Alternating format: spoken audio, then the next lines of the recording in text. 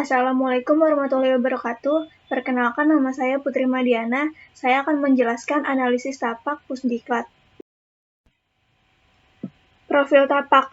Tapak ini berlokasi di Jalan Muhammad Kafi 1, Cipedak, Kecamatan Jakarsa, Kota Jakarta Selatan, dengan luas lahan 500 meter persegi, KDB 2.500 meter persegi, KLB 7.500 meter persegi, dan GSB 3,5 meter.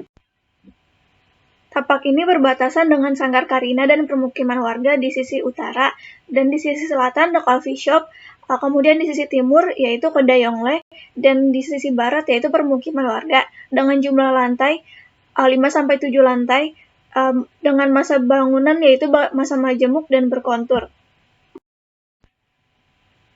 Tapak ini menghadap ke arah timur, yang dapat digunakan sebagai penerangan alami untuk menghemat energi pada siang hari.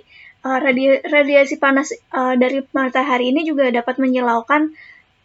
Kemudian tanggapan saya yaitu dapat memperhitungkan orientasi bangunannya, lalu penggunaan sun shading, kemudian penggunaan secondary skin, dan mengoptimalkan bukaan pada sisi timur sebagai sumber matahari pencahayaan alami. Arah angin berasal dari sisi barat dan sisi utara. Nah, tanggapan saya yaitu mengoptimalkan bukaan untuk lantai menengah ke bawah atau kurang dari 5 lantai sebagai pengawan alami. Nah, untuk lantai menengah ke atas, karena angin yang cukup kencang itu diminimalkan pembukaannya. Lalu penggunaan cross ventilation. Analisa akses dari luar tapak. Tapak ini dapat diakses oleh mobil pribadi, mobil transportasi umum seperti angkot, mobil transportasi online seperti taksi online, kemudian motor pribadi, motor online yaitu seperti ojek online, dan pejalan kaki. Tanggapan saya terhadap analisa akses dari luar tapak yaitu menjadikan pintu keluar site dan pintu masuk site berada di area timur, yaitu di depan site, kemudian area pintu akses keluar dan akses masuk untuk loading dock itu ada di sisi selatan. Analisa view. Tapak site A ini tidak memiliki base view alami yang dapat diandalkan. Nah, tanggapan saya yaitu mendesain base view buatan pada area tapak dan memaksimalkan bukaan ke arah view. Tapak ini memiliki kendala yaitu panas akibat matahari sore di sisi barat. Nah, dapat diatasi dengan penanaman pohon palem pada sisi barat tapak. Batangnya yang kecil ini tidak akan menghalangi angin yang bertiup dari arah barat. Kemudian kendala yang kedua yaitu bising akibat kendaraan pada jalan. Nah, ini juga dapat diatasi dengan pohon existing tapak. Analisa kebisingan. Tapak ini berbatasan dengan jalan raya atau jalan utama di area timur yang merupakan sumber dari kebisingan. Kemudian kebisingan sedang untuk area utara dan selatan yaitu utara perumahan warga, dan area selatan yaitu jalan alternatif, dan di sisi timur, di sisi barat maksud saya, itu merupakan sisi tenang karena hanya terdapat perumahan warga.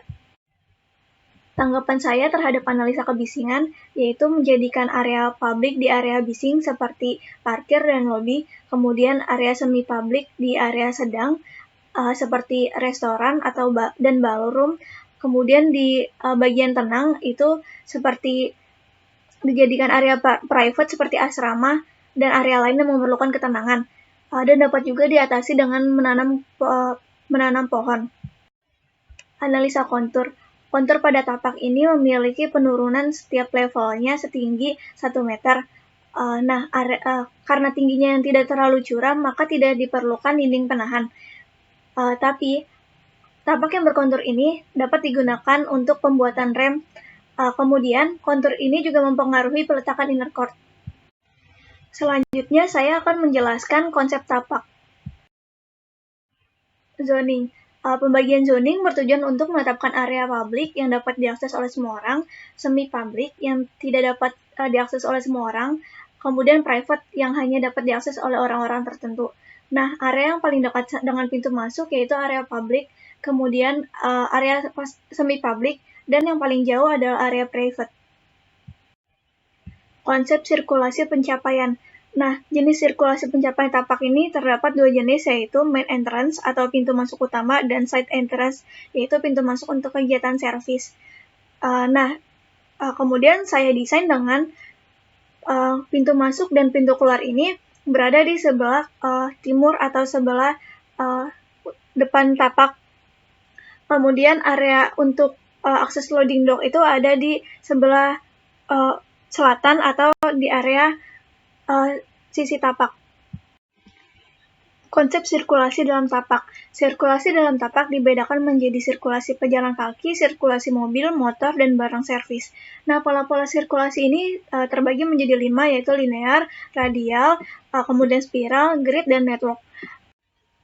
Aplikasi konsep sirkulasi mobil dan motor saya letakkan pada sisi timur tapak dengan pintu masuk menuju ke arah basement dan dapat juga langsung memutar balik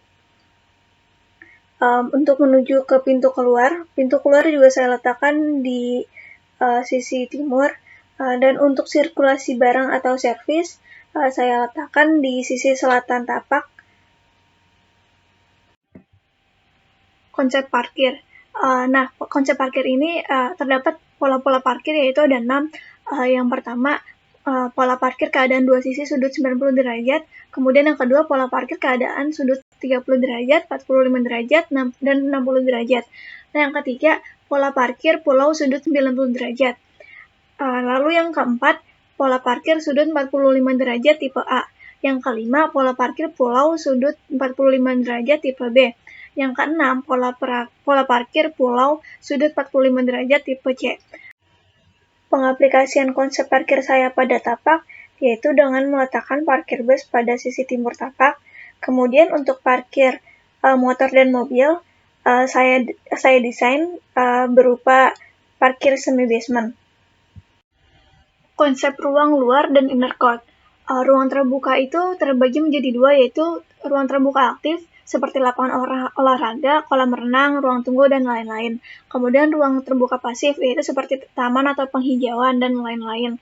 Lalu ada inner court. Inner court itu yang menghubungkan 2 atau lebih bangunan dengan ruang terbuka. Nah, pada pengaplikasian saya pada konsep tapak ini, inner court tetap berada di tengah tapak, maksudnya di tengah bangunan untuk sebagai penghubung antar bangunan. Berikut ini adalah layout dan perspektif dari masa bangunan saya. Sekian presentasi dari saya, kurang lebihnya mohon maaf. Wassalamualaikum warahmatullahi wabarakatuh.